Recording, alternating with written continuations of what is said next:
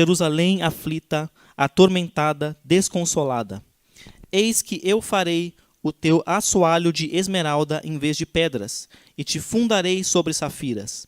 Farei as tuas vidraças de rubis e as tuas portas de carbúnculos, e todo o teu território de pedras preciosas.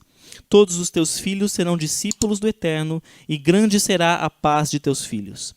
Pela justiça serás estabelecida, estarás removida longe da opressão, porque não temerás, e do terror, porque a ti não se chegará.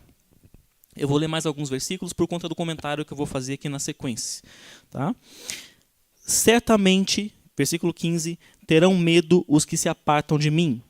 Todos os que pelejarem contra ti, diante de ti cairão. Eis que eu criei o ferreiro que assopra as brasas no fogo e que produz a ferramenta para o seu devido fim.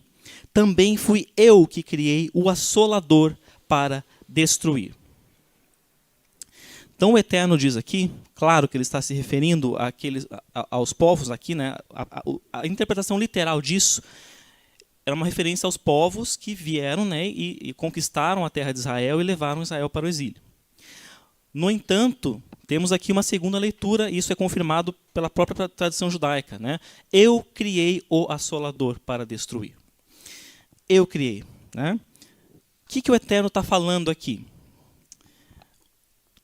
Isso aqui é uma profecia boa, né? Como nós vimos aqui no início. Ele está prometendo que Israel será estabelecida, que terá, né, em vez de pedras, ele fundará sobre safiras, coisas boas. E aí o Eterno diz isso.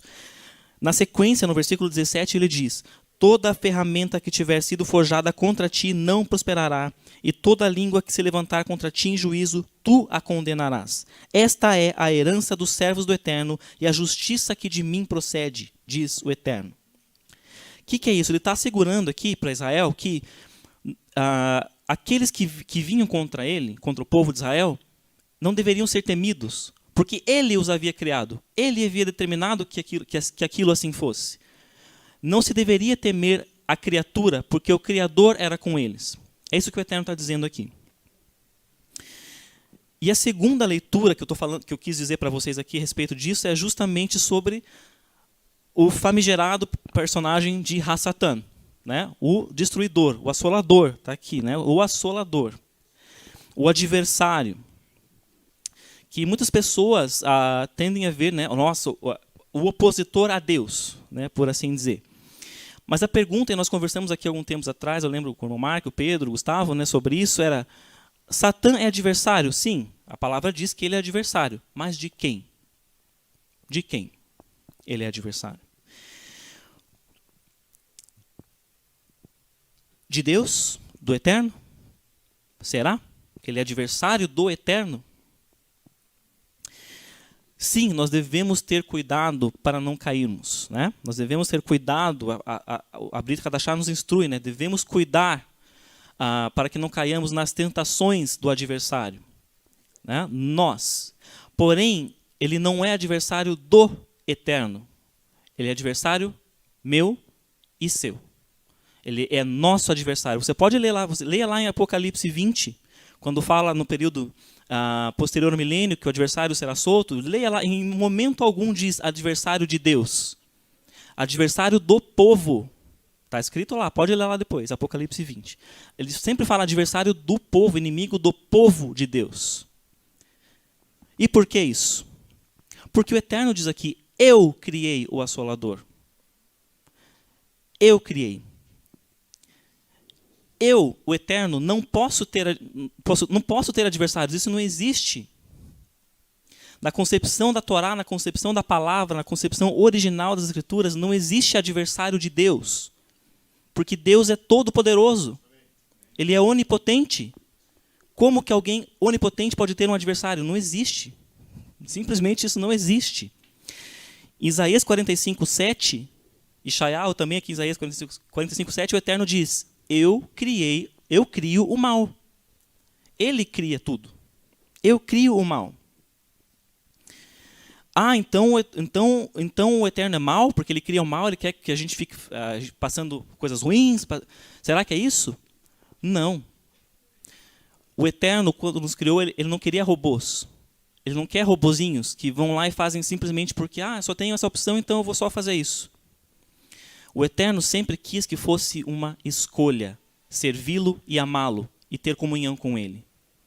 Então o mal existe, criado por Ele, sim, por conta disso, para que nós possamos escolher, para que nós possamos aprender e entender o que é bom e o que é mal e escolhermos Ele, se nós tivermos a decisão certa. Eu crio o mal. E as referências na tradição judaica sobre essa passagem de Isaías 55, eu crio o mal, também falam sobre Samael. Dizem que referências do Asará, Perakim, Ramachal, por exemplo, diz que está falando de Samael ali, nessa passagem eu crio o mal. Samael é outro nome para Satã na tradição judaica, né, para o Satã. Então isso é reforçado pela própria tradição judaica. Então o Eterno o criou. O Eterno o criou. E nós não devemos temer a criatura quando o Criador está conosco. É uma linha tênue e é um cuidado muito grande que nós devemos ter. Porque quando nós colocamos uma figura, seja ela quem for, como adversário de Deus na nossa concepção, então é um adversário, um inimigo de Deus. Opa! Isto é também idolatria. Isto é também idolatria. Porque não existe adversário de Deus. Não existe como ter adversário de quem é onipotente. Isso é dualismo. Isso é uma coisa que existia lá na tradição persa. Um Deus mau e um Deus bom. E os dois ficam degladiando contra si, um contra o outro. Não é assim que funciona com o Eterno. Não é essa visão que a Torá nos dá. Deus é onipotente. Cuidemos para não cairmos em idolatria, imaginando, então o inimigo de Deus. Não. Não estou dizendo aqui que Satã não existe, que ele é só uma concepção. Não é isso que eu estou dizendo. Eu estou dizendo que a nossa visão não pode ser essa. Nossa visão deve ser clara, de acordo com a palavra. Satã existe de fato ele nos tenta, de fato o seu propósito é nos tentar. Mas ele é nosso adversário, não do Eterno. Amém?